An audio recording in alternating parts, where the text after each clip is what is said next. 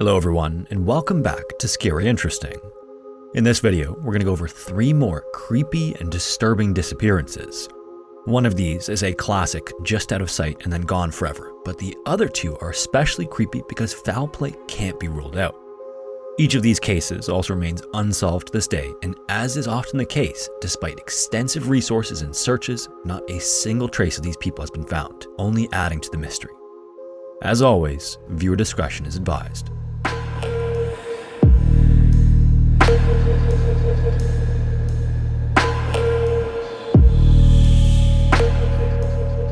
Before we get into the video, I want to introduce you to today's sponsor, CookUnity.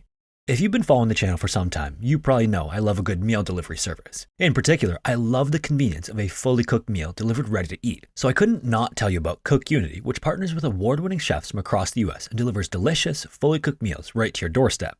These meals use fresh, seasonal produce and whole foods prepared by over 50 chefs from some of the best restaurants across the country. The meals are also delivered fully cooked, so all you have to do is heat them up.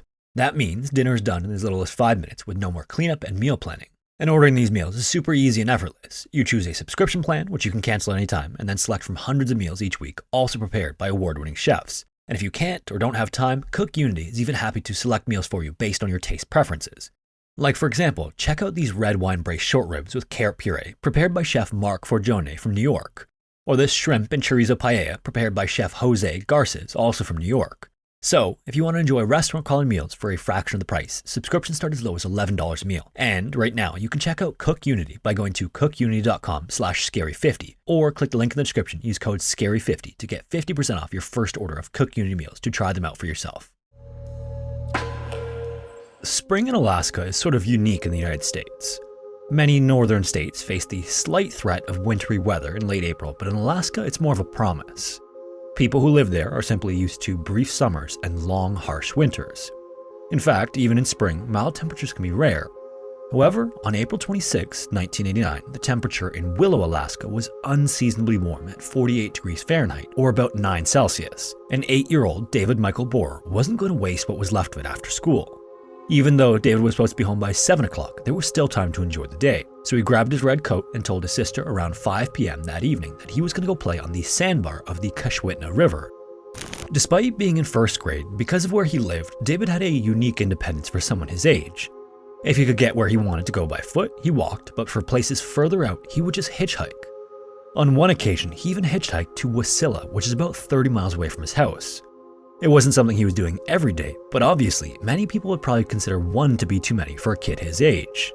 The Kashwitna River sandbar wasn't as far away as Wasilla, but it wasn't really close either. To get there, David would need to travel about 11 miles north to mile marker 82 on the Parks Highway, which is a stretch of road through the remote wilderness between Anchorage and Fairbanks. That's where David would head down to the river when he would go there to play. Several hours later, David still hadn't returned, and although his mother did allow him to be more independent than most kids, she was still aware of how remote this area was. So when 7 o'clock rolled around and David still hadn't returned home, his mother Linda was immediately concerned. David was also always in by curfew, so his mother contacted authorities right away, and a search started within hours. Helicopters looked for him from the air, while search and rescue teams covered the ground for days. A team of search dogs were brought into the house, and they tracked his scent all the way to the Parks Highway, but once the dogs reached it, the trail seemed to disappear, possibly suggesting David had managed to hitch a ride.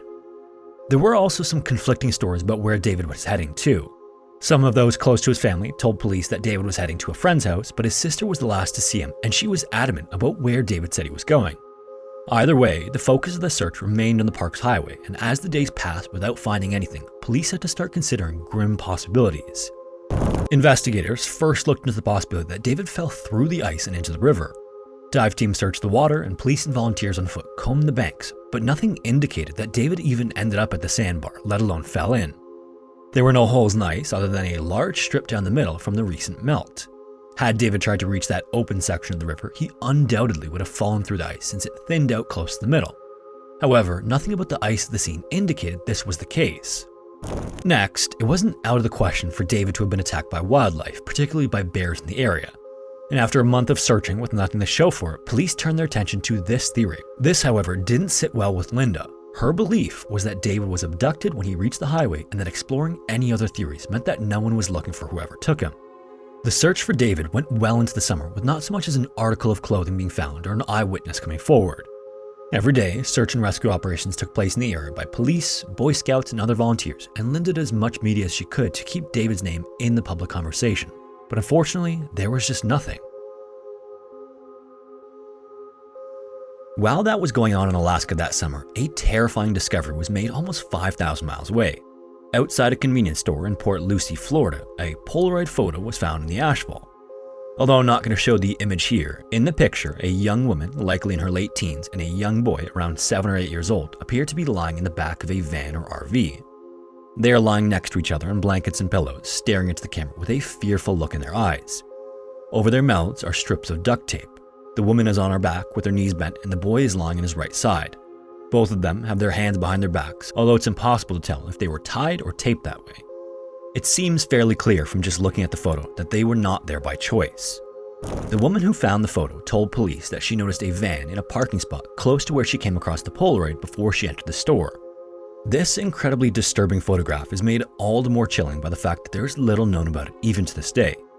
It's typically associated with another case because a couple in New Mexico believed the woman in the image was their 19-year-old daughter, Tara Calico, who disappeared while on a bike ride. Another woman came forward to tell police she was almost certain that the boy in the image was her 8-year-old son, Michael Henley, who went missing while turkey hunting with his father in the same area. But just a few months after the image was found, Michael's remains were found 7 miles from the spot he went missing in New Mexico. It was determined that he likely wandered off, got lost, and died of exposure. So with the identity of the boy in the Polaroid unknown again, investigators pulled the image out of evidence and compared it to the images of other missing children.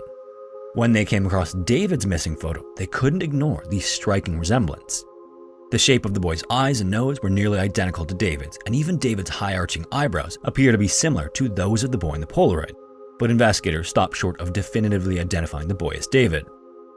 Had two characteristics been visible on the boy's face, police and federal agents would have immediately been able to determine whether or not it was him. David had a scar under his right eye and another above his left, but the image is too grainy to tell if those scars are present on the boy's face. David also had front teeth that were slightly gapped and protruded, but the tape over the boy's mouth obviously kept this from view. The FBI has since analyzed this image no fewer than 3 times with hopes of identifying the two depicted, but each examination has been inconclusive. Authorities contacted Polaroid to see if they could provide any insight on their end, and the company let them know that the film stock that was used to take the photo didn't hit the market until May of 1989. This means the image had to have been taken shortly after Tara and David disappeared. Tragically, both of Tara's parents passed away in the 2000s, believing that the woman in the photo was their daughter, but it's unknown whether or not Linda believes the boy in the image is David. So that leaves us with several possibilities. The first is that David reached the river and fell in somehow and was swept away in the current. This seems unlikely given the lack of signs of broken ice. The next is that David was taken by an animal, but again, this seems unlikely given there was no signs of a struggle and dogs didn't pick up any scent. There is also the possibility that David did reach the area and then got lost in the woods and died of exposure. And the final and most disturbing possibility is that David was picked up as he tried to hitchhike but was simply never dropped off. If David is still alive somewhere, he'd turn 43 years old in March 2024. On the morning of July 11th, 1971, a U.S. Air Force C-131 took to the skies as part of a combined search and rescue operation with the U.S. Army and Marine Corps. The plane carried thermal imaging technology, which was cutting edge for the 1970s, and had a stretch of dense forests, mountains, and rivers spanning 5,000 square miles ahead of them. Down below, a team of helicopters, small boats, and hundreds of ground personnel were in the process of organizing. Around 60 miles away was the Melvin family, who were the founders of the Melvin & Melvin law firm in Syracuse, as well as successful bankers, pharmacists, and other occupations. They were understandably quite well off and had bought an old estate in 1954 to use as an extended family vacation home during the summers.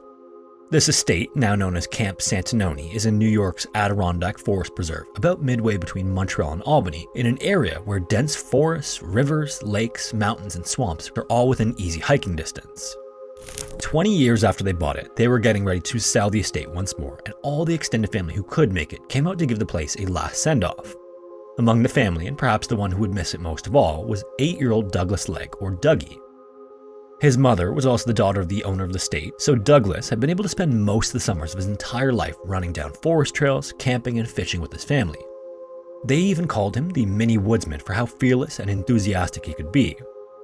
On the 10th of July, while walking out to one of the nearby lakes with a few other relatives, Douglas's uncle saw there was poison ivy on the trail and told Douglas to go back to the lodge and change from his shorts into longer pants.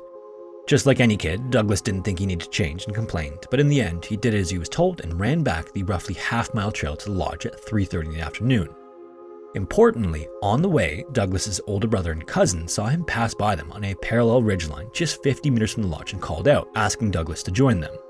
He yelled back that he'd go around to meet up with them, but then an hour passed and Douglas never came back up with his uncle or other kids at the lake. In fact, no one had seen him at all, but each group of the family assumed he had been with someone else until his uncle finally decided to go back and look for him. Strangely, he wasn't along the trail and he wasn't at the lodge as far as his uncle could tell. Then when he got to Douglas's room, the pants he was supposed to change into were still there. This made no sense. His brother and cousin had seen him when he was just 50 meters from the lodge. If anything, you'd think he would have gotten lost after changing into his pants. Either way, gradually, the family began searching around a little bit, and then this became more and more desperate as each group enlisted more members, yet found nothing around the house. Then, by that evening, things began to get much worse. A summer cold snap was rolling in, and as the sun started to set, people began to feel goosebumps on their skin and see the faint outlines of their breath. With only a striped t-shirt and shorts for the middle of summer, Douglas wasn't at all prepared for the weather change. So knowing the deadly consequences of this weather change, the family called the New York State Police to join the search, and shortly after, several dozen volunteers from the nearby town joined them. Then they hiked through the ever-darkening forest around the estate, shining flashlights and calling out into the dark. Immediately the next day, a formal search began, and this would go on to be the largest in New York history. There were dog teams and forest rangers and U.S. Air Force flyovers with thermal imaging. There were also special forces units from Massachusetts, along with Marine reservists and regular Army soldiers. In addition to that, hundreds of volunteers showed up each day for the first week. Vacationers in nearby parks cut their trips short to come and hike the trails. Camp counselors from nearby parks reported in their dozens, and regular people who just saw the story on TV even came from neighboring states to join the effort. Unfortunately, on and off for days, the temperature dropped and it rained heavily. Mornings were met by thick fog, and even in clear weather, the forest was suffocating. The second and third days passed without a trace, and then on the fourth day, there was another sharp decline in the weather. The rain became so heavy, multiple volunteers needed to be rescued from muddy sinkholes that in some cases swallowed full-grown adults up to their shoulders. By the end of the first week, the family had spread missing posters far and wide and began mailing them to every address in neighboring townships. Then on the 17th of July, the family paid to have several teams of experienced mountaineers flown in, totaling 29 of America's most experienced wilderness rescue professionals. But even for them, this was a difficult task. In addition, as well-meaning as the volunteers had all been, serious flaws in the process had begun to appear. When the search began on the 10th and 11th, there hadn't been a plan. Volunteers arrived faster than park rangers or conservation officers could give them jobs, and many groups ended up searching areas that had already been searched or missing others that hadn't. Few of the people involved had any real experience either, and could only go as far as they could make it back before dark when things became too dangerous. In fact, when one group found a set of shoe prints in the mud near a pond, it wasn't even certain if the track was Douglas's or from another search group that wandered off course. In the end, though, it didn't matter. The rain had washed away any scent for the dogs to follow, even if it was Douglas. To further complicate things, the woods around the lodge are all dense spruce trees, and in the middle of July, the underbrush was so thick the wilderness rescue team leader described it as the harshest ground they'd ever had to deal with. He said in most places you could only see 4 or 5 feet ahead of you before it was nothing but leaves. That made it completely impossible to know what direction you were facing without a compass most of the time. Searchers were often given rolls of twine to string between trees and mark paths they'd searched, but those threads were just as difficult to see as anything else. And considering how cold it had been, if Douglas had huddled up somewhere to get warm, like under a mossy log or beneath a tree canopy, someone might need to practically step on him to find him if he'd lost consciousness. These bogs, swamps, and marshes also made navigating incredibly difficult. A peat bog, for example, can look like just a normal piece of ground when under the shadow of trees until you unknowingly step into it and your leg slides up to the knee in mud. Even still, multiple ponds, swamps, and lakes were searched and drained when there was even a suspicion Douglas could have been in there. But it was all for nothing. By the 1st of August, the official search came to a close, 10 days before what would have been Douglas's 9th birthday. Volunteers and some rescuers continued the search until the 6-week mark and searched a staggering 80 square miles, but any optimism of finding Douglas alive by then had long faded. In the end, the family decided not to sell the estate to another buyer and instead approached the Adirondack Conservancy Committee of the Nature Conservancy and sold the trust to them.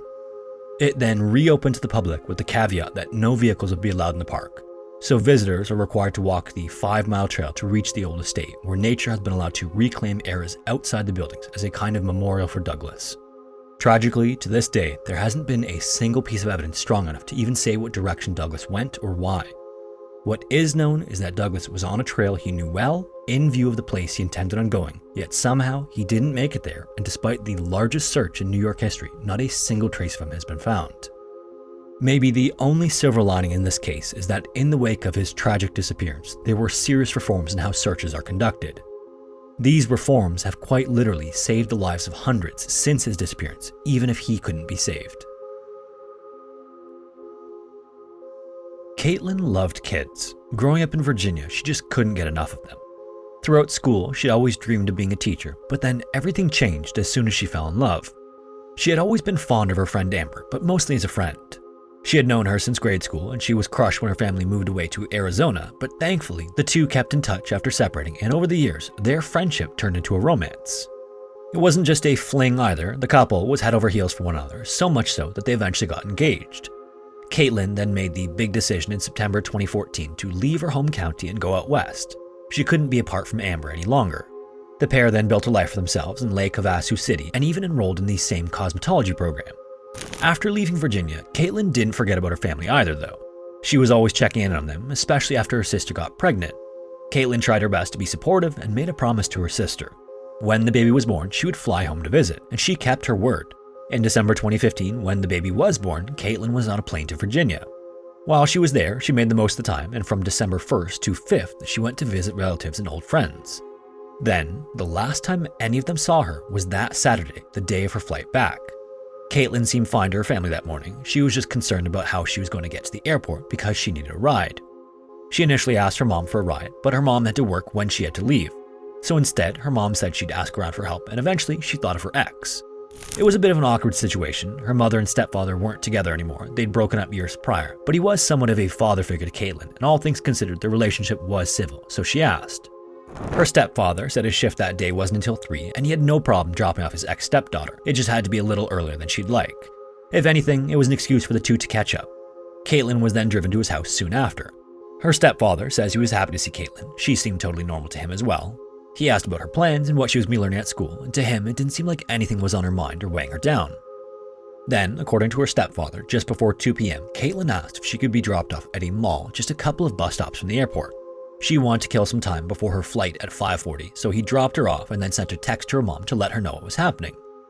Her mom thought this was a bit weird. Caitlin never used the bus that she was aware of, but it did make sense that her daughter would rather shop than sit around and wait at the terminal all afternoon.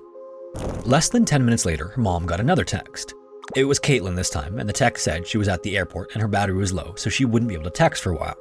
This was completely at odds with what Caitlin had told Amber hours before. Caitlin had sent another message to Amber that something had come up and she wasn't coming back Saturday. Caitlin also added that she wouldn't be able to text for a bit, but would let Amber know when another flight was booked.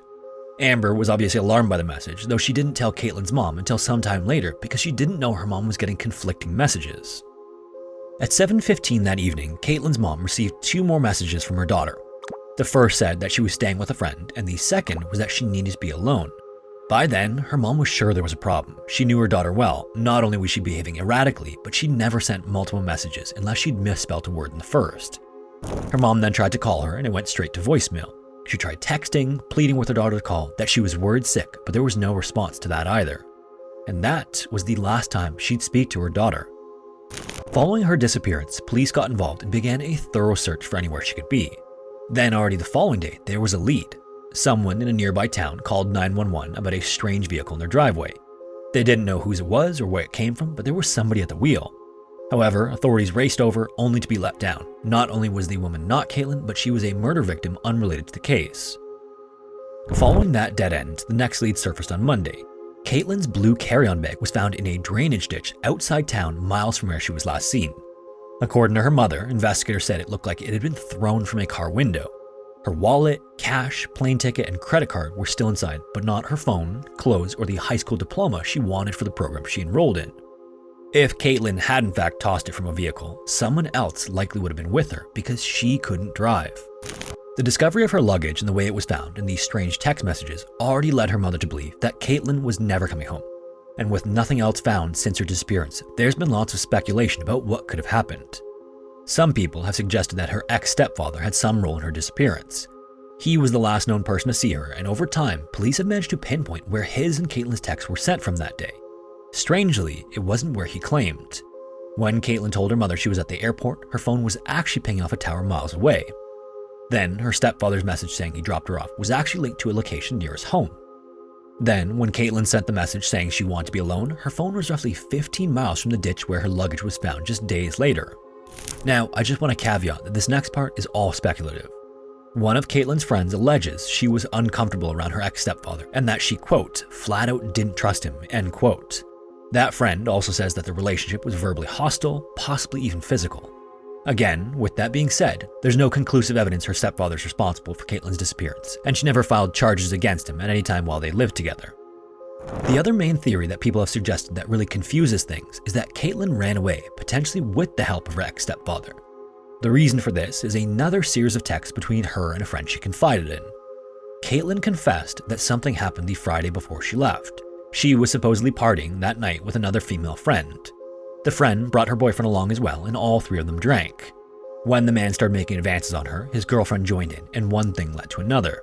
Caitlin was apparently racked with guilt afterwards.